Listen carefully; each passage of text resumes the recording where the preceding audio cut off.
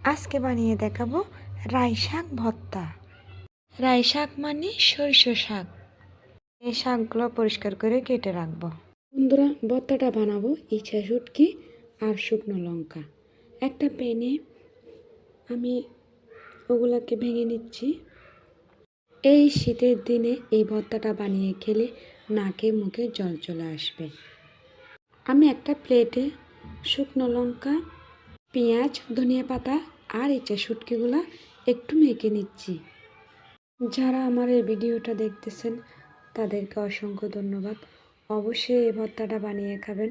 সর্দি কাশি তো এই ভর্তাটা বানিয়ে খেলে খুব ভালো লাগবে আপনার। মাখানো হয়ে গেছে। এবার শাকগুলো আমি একটা বাটিতে নিয়ে নিচ্ছি। এবার শাকগুলো কিন্তু এখন মেখে নিচ্ছি। ভালো করে মাখতে হবে যাতে শাকগুলো একটু নরম হয়ে যায়। শাকগুলো মাখা হয়ে গেলে এর মধ্যে পেঁয়াজ, শুকনো লঙ্কা, এটা শুটকি সবগুলো দিয়ে দিচ্ছি।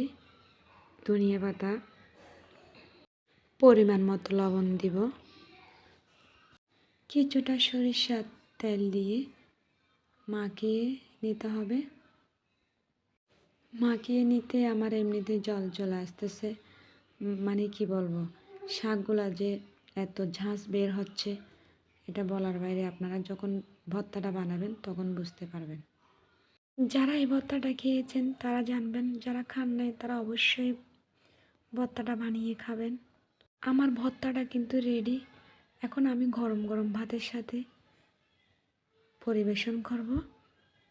আমি কিন্তু আরেকটু সরিষার তেল দিয়ে কিন্তু রেডি করে নিচ্ছি। আজকে এই পর্যন্ত, টাটা।